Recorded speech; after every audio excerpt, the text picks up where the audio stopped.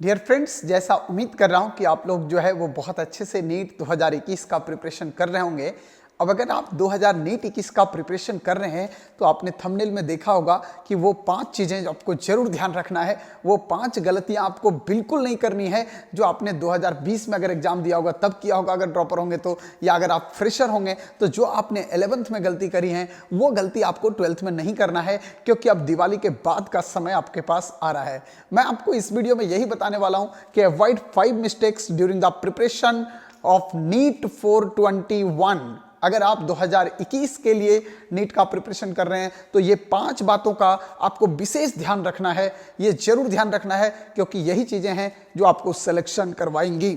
सबसे पहला बात आपको ध्यान रखना है बेटा कि आप अभी तक फर्स्ट मिस्टेक आपको क्या करना है, आपको सोचना ही नहीं है कि भैया मेरा अभी तक समय क्या हुआ, अक्टूबर गया, नवंबर गया, सितंबर गया, जुलाई, अगस्त गया।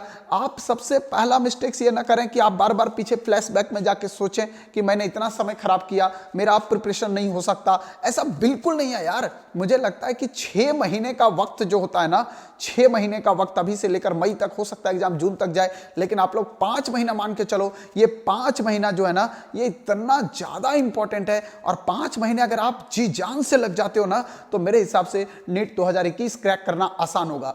लेकिन मैं आपको बताना चाहूंगा कि लास्ट 3 इयर्स का जो पैटर्न रहा है, आपको उस पैटर्न को ध्यान रखते हुए पढ़ना है। और आपको एक बात दिमाग से बार बार बोल रहा हूं कि निकाल देना है कि आपके समय जो बीत गए हैं उसको आपको ध्यान नहीं देना, बीते हुए समय को ध्यान नहीं देना। सबसे फर्स्ट पॉइंट आपको यही ध्यान रखना है। दूसरा जो बात बोल रहा हूं, दूसरा बात, preparation exactly on examination mode. मतलब जो आपका एग्जाम का मोड है आप उसी बेसिस पे प्रिपरेशन करें बेटा। अगर मान लो आपके पास, आपको पता है कि एग्जाम में छोटे और ट्रिकी क्वेश्चन नीट में बनते हैं, तो आप बड़े बड़े लेंदी क्वेश्चन, एक एक पेज के क्वेश्चन करके आप टाइम ना खराब करें।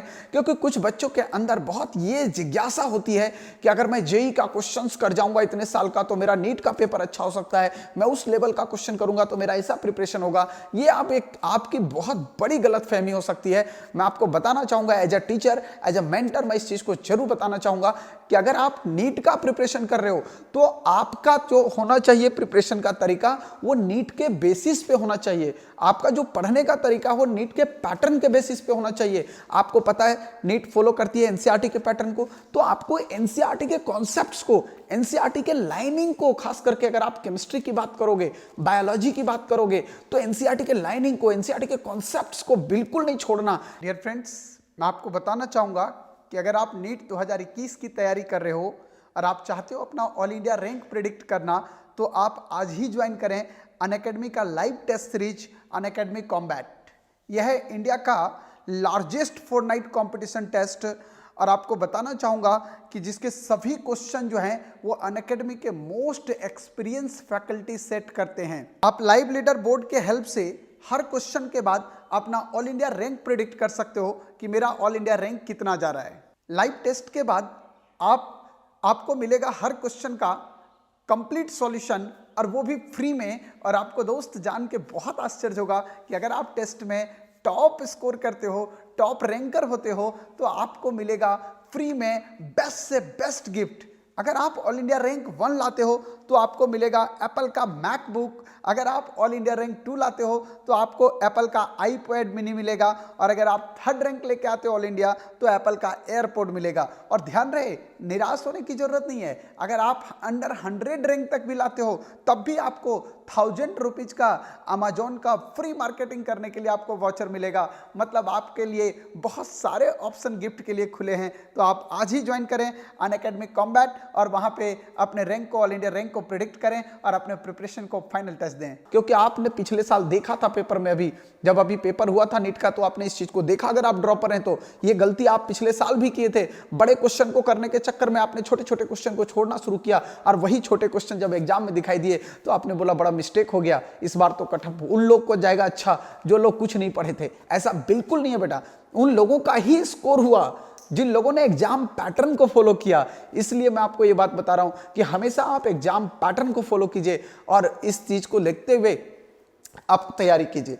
तीसरा पॉइंट आपके पास जो आ रहा है, इस टाइम सबसे बड़ा क्वेश्चन चल रहा है, एकदम बहुत बड़ा क्वेश्चन लोगों के दिमाग में चल रहा है कि क्या नीट 2021 में 30% सिलेबस रिड्यूस होगा क्या, जैसा कि बोर्ड के एग्जाम में हुआ है। तो मैं आपको बता देना चाहता हूं कि आप प्लीज ऐसे कंफ्यूजन को दिमाग में रख के ना पढ़ो, अदरवाइज आपको सिलेक्शन से बाहर जाना पड़ सकता है मेरे दोस्त। इसलिए आपके लिए एक बात जानना जरूरी है कि 30% सिलेबस बोर्ड के लिए कटा है, नीट एग्जाम के लिए नहीं कटा है। नीट एग्जाम में वही सिलेबस है जो पिछले साल था, और अभी जब आपका प्रोस्पेक्टस आएगा, जब अभी आपका एडमिशन फॉर्म आएगा, तो आपको क्लियर ये चीजें दिखाई भी देंगी कि सिलेबस में किसी तरह का कोई कटौती नहीं होगा। जैसा आपको पता है कि पहले से एनटीए ने इस चीज को डिक्लेयर किया हुआ है कि सीबीएसई बोर्ड का सिलेबस कटने से नीट का सिलेबस का लेना देना नहीं होगा। हाँ, हो सकता है 5-10 दिन डेट में आगे पीछे हो सकता है, बट सिलेबस में किसी तरह का आगे पीछे होने की संभावना नहीं है। तो दिमाग में ये तीसरा पॉइंट आपको निकाल देना है और प्रिपरेशन करना है। अगर आप उस 30% की चीजों को सोचोगे जो वहां पे 12th में हटाई गई हैं, 11th से हटाई गई हैं, अगर आपने उन चीजों को अभी छोड़ दिया तो फरवरी और मार्च आते आते वही चीज आपके लिए घाव बन जाएगा और आपको पता नहीं चलेगा कि मैं कर क्या रहा हूं। मुझे उन टॉपिक को, मैंने तो उन टॉपिक को पढ़ा ही नहीं। जब अचानक आप फॉर्म देखोगे तो यही लगेगा कि मैंने टॉपिक को पढ़ा ही नहीं, फिर आपके साथ फ्रस्ट्रेशन आएगा। दूसरी बात आपको बताऊं कि इस बार फॉर्म थोड़ा सा डिले आएगा। डिले आने का मतलब ये नहीं है एग्जाम का डिले आना, डिले आने का मतलब ये अभी काउंसलिंग प्रोसेस चल रही है। जब काउंसलिंग सेकंड खत्म होगी, आप मान के चलिए कि सेकंड काउंसलिंग के बाद जो मॉपअप राउंड की काउंसलिंग खत्म होगी, और उसके बाद कम से कम 15 दिन का टाइम लगेगा, और उसके बाद आपका एप्लीकेशन फॉर्म आएगा। मतलब जो एप्लीकेशन फॉर्म पहले दिसंबर तक आ जाता था, वो एप्लीकेशन फॉर्म इस बार हो सकता है मिड जनवरी के बाद आए। तो इसलिए आप लोग को इसको सोचना ही नहीं है, ये 3 बातों का पहले आपको ध्यान रखना है। अब आते हैं हम लोग फोर्थ, वो है बेस्ट टाइम स्ट्रेटजी, मतलब बेस्ट टाइम मैनेजमेंट। आपको टाइम मैनेजमेंट करना है। जैसा आपने 11th में भी गलती किया कि आपने टाइम को मैनेज नहीं किया लास्ट टाइम में। अगर आप फ्रेशर हैं तो आपको पता ही नहीं चला कि लास्ट 3 मंथ्स मुझे कैसे पढ़ने चाहिए। अब अगर आप 12th के बच्चे हो तो आपको टाइम मैनेज कैसे करना है मैं ये बता रहा हूं। अगर आप फ्रेशर हो तो आपको सबसे पहला दिमाग में जो रखना है वो ये बात रखना है कि आपको बोर्ड का एग्जाम भी लिखना है। अब बोर्ड का एग्जाम लिखोगे तो सीबीएसई का तो सिलेबस है ना, और एनसीईआरटी बेस्ड सिलेबस है, और वो एनसीईआरटी बेस्ड सिलेबस आपका नीट में भी उठ के जा रहा है। तो जो 12th के लिए आप पढ़ोगे ना सेक्शन, 11th के अलावा जो आप 12th का सेक्शन पढ़ोगे, वो 12th का सेक्शन को इस तरह से तैयार करना है कि वो आपका बोर्ड के साथ साथ नीट को कवर कर दे। मतलब आपको along with board syllabus NEET के सिलेबस को कवर साथ साथ करना है। इससे क्या होगा, जब आप बोर्ड एग्जाम दे दोगे और उसके बाद जब 1 और 1.5 मंथ्स का जो समय आपका बचेगा ना, उस समय में आप उन चीजों को बहुत अच्छे से पढ़ पाओगे, क्योंकि आपके पास क्या होगा, 12th वाला चीजें एकदम क्लियर रहेगा, और आपके पास वो जो स्लॉट बचेगा उसमें 11th के पोर्शन को ज्यादा लाओगे और 12th के उन पोर्शन को देखना पसंद करोगे जहां से बोर्ड का 30% सिलेबस कटा हुआ था। इससे आपका टाइम भी बचा और आपका प्रिपरेशन भी बेस्ट हो गया। तो इसलिए मैं आपको बता रहा हूं, मैं आपको हर एक वीडियो में देता रहूंगा 15-15 दिन में कि किस तरह की अब स्ट्रेटेजी होगी, 15 दिन बाद न्यू स्ट्रेटेजी क्या होगी, क्योंकि आपको पता है कि आपको फाइनल टच देने तक अपनी स्ट्रेटेजी को भी 6 से 7 पार्ट में डिवाइड करना होगा, और वो कैसे कैसे करना है वो मैं आपको कंप्लीट बता दूंगा। नेक्स्ट एक बात और आपको बताना चाहूंगा भाई दोस्त, मैं आपको विश्वासी तौर पे एकदम विश्वास दिला के कह रहा हूं कि अगर आप मुझ पे फेथ करते हो तो आप एक चीज मान के चलो कि आपको सेलेक्टेड बुक आपको पढ़ना है। सो अवॉइड करो, बहुत ज्यादा बुक को अवॉइड करो। ये 5वां पॉइंट जरूर ध्यान रखना है कि बहुत ज्यादा बुक को अवॉइड करो, क्योंकि 10 बुक्स 1 टाइम्स मतलब नो रिजल्ट, 1 बुक 10 टाइम्स मतलब रिजल्ट। तो आपको फॉलो क्या करना है, आपको फॉलो यही करना है। देखना, आप जितने भी सक्सेसफुल बच्चे आप पूछ लो, वो हमेशा कहेंगे, नहीं तो जो अनसक्सेस बच्चे हैं वो किताब का ढेर लगा देते हैं, इधर भी इधर भी इधर भी, पढ़ाई होती कुछ नहीं है, रिजल्ट होता ही नहीं है। आपको किताब का ढेर नहीं लगाना, आप सेलेक्ट कर लो। मान लो आप केमिस्ट्री पढ़ रहे हो तो केमिस्ट्री के अंदर क्या होना चाहिए, एक तो एनसीईआरटी जरूर होना चाहिए, आपका क्लासरूम नोट्स, जिस टीचर से पढ़ रहे हो उसका नोट्स, और उस कोचिंग का मटेरियल। पहले तो ये तीनों चीजों को जरूर करो। और इसके अलावा अगर आपको कुछ करना हो तो चाहे तो आप एमटीजी का फिंगरप्रिंट्स जो आता है उससे कर लो, क्योंकि इसमें एनसीईआरटी के क्वेश्चंस को उठा उठा के बनाया गया है और वो आपके प्रिपरेशन में काफी ज्यादा आपको हेल्प कर सकता है। तो आप एनसीईआरटी के फिंगरप्रिंट्स को जो है, फिंगर टिप्स को, उसे आप यूज कर सकते हो। ये एक बात जरूर ध्यान रखना। अब इसके अलावा अगर मैं बायोलॉजी की बात करूं तो बायोलॉजी में एनसीईआरटी रखना है, क्लास नोट्स रखना है और साथ ही साथ जो बुकलेट आपके कोचिंग्स के मिलते हैं उन बुकलेट को करना है प्रॉपर तरीके से। और इसके अलावा एक ऑब्जेक्टिव की बुक उठा सकते हो जिसमें आप दिनेश भी उठा सकते हो और ट्रूमेंस उठा सकते हो, क्योंकि ऑब्जेक्टिव प्रैक्टिस बायोलॉजी में जितना ज्यादा से ज्यादा करोगे आपको उतना फायदा होगा। आपको 50 बुक नहीं उठाना है, हाँ कि पिल्लई की भी बुक उठा लिए, इधर दिनेश भी उठा लिए, इधर प्रदीप की भी बुक उठा लिए, ट्रूमेंस भी उठा लिए, ये नहीं करना। आपको एक बुक अपने मटेरियल के साथ साथ, ठीक है। ऐसे ही फिजिक्स में भी आपको करना है। फिजिक्स में अगर आप थोड़ा कॉन्सेप्ट को डीप जाना चाहते हो तो एक तो एनसीईआरटी के साथ साथ एससी वर्मा पकड़ लो और अपने कोचिंग का मटेरियल पकड़ो और उसको प्रैक्टिस बार बार करो, क्योंकि आपको भी पता है एक ही चीज है जो आपको सिलेक्शन दिला सकता है, वो है practice practice practice practice practice.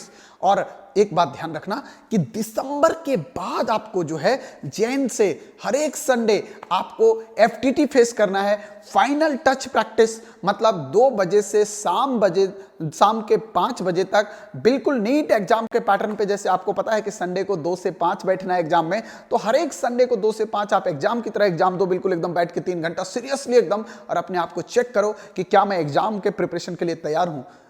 My dear friends, मैं आपको बताना चाहूंगा आपका प्रिपरेशन जो होना चाहिए वो बिल्कुल वैसा ही होना चाहिए जैसा आप एग्जाम दोगे। आपका इसलिए पहले से उस माहौल में ढल जाना बहुत जरूरी होता है। आपने एक चीज गौर किया होगा, अगर इंडिया को, आप गौर करना, अगर इंडिया को श्रीलंका टूर पे जाना होता है तो उनका जो कैंपेनिंग लगता है वो बेंगलोर में लगता है, अब चेन्नई में लगता है, क्योंकि चेन्नई का मौसम जो है वो श्रीलंका से मिलता जुलता है, तो इसलिए पहले से उनको उस इन्वायरमेंट में प्रैक्टिस कराया जाता है। आप इस चीज को बहुत गौर करना। अगर इंडिया को न्यूजीलैंड दौरे पे जाना होता है तो उनका प्रैक्टिस सेशन धर्मशाला में लगता है, क्योंकि धर्मशाला जो है वो ठंडा जोन है, वैसा ही जोन न्यूजीलैंड का मिलता है, वैसा इन्वायरमेंट न्यूजीलैंड का, तो प्लेयर को पहले से उस इन्वायरमेंट में ढाला जाता है। इसीलिए आपको बोल रहा हूं कि आपको भी अगर पता है कि नीट का एग्जाम मुझे संडे को देना है, 2 से 5 देना है, तो आप हर एक संडे को अभी से तैयार हो जाओ एफटीटी देने के लिए। फाइनल टेस्ट, ठीक है ना, हाँ फाइनल टेस्ट आपको जरूर देना है। इससे हर एक संडे आप एडॉप्ट कर जाओगे कि मुझे इसी इन्वायरमेंट में एग्जाम लिखना है,